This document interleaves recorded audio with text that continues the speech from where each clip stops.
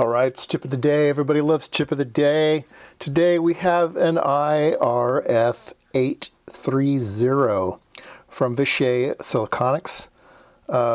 And this was originally from International Rectifier, which was purchased by Vishay. So it is a N-channel MOSFET. Its claim to fame is at 500 volts. That's pretty healthy. And when you turn it on, it goes down to 1.5 ohms. Not great in today's standards, but okay. Let's see here what we have in the data sheet.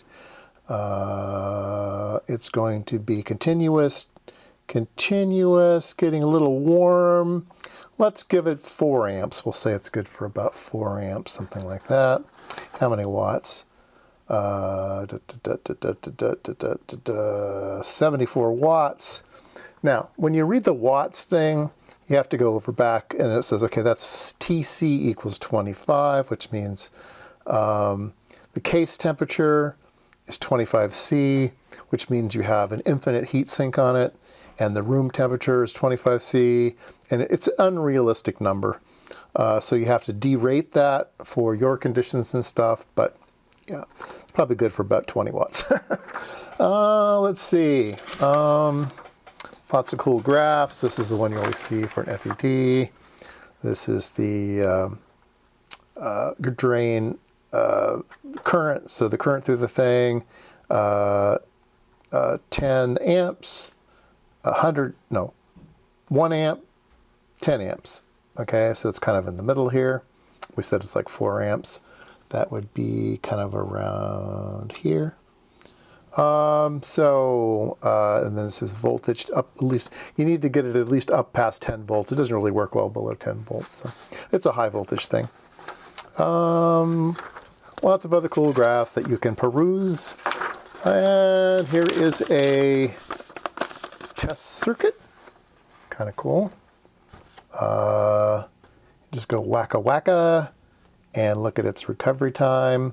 Peak diode recovery, delta volts per delta time.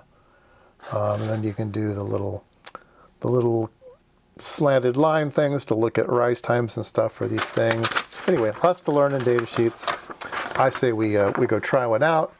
We'll be hooking up, well, I've got a power supply that goes up to 160 volts, but we'll just do 100 volts.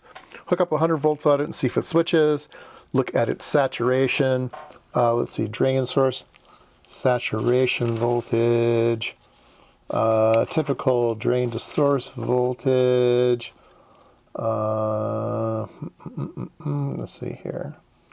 Where is the on? Drain to source voltage, drain current, so around 4, drain source. So, let's see here. This doesn't make any sense.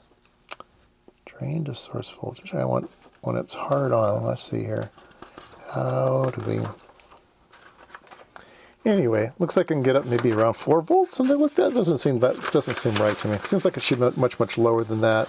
Those are absolute maximums and stuff, so they don't want to guarantee anything.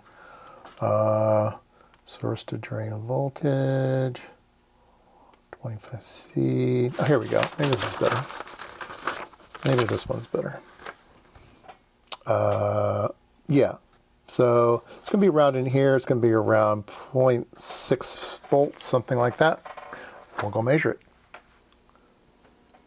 Okay, here's the test setup. I have a 500 ohm resistor. I have our FET over here. We're going to be controlling it with the yellow wire, which goes into the power supply here. So we're going to put let's see, it's set to let's put it on 10 volts. 10 volts. Okay, so this is set to 10 volts. So we'll hit the gate with 10 volts. And we can monitor the saturation voltage of the FET, and then we can look at the input. And that is the input right there. Sorry about the camera work, but we have 100 volts at 0 amps. So when I turn on the gate, we draw 0.2 amps at 100 volts. So it's acting as a high voltage switch. That's working good. If I turn off the gate, drops to 0. All right, so let's see what the saturation voltage is on the FET. So we'll come across over here. Let's turn that on. Okay, so right now there's 100 volts across the FET.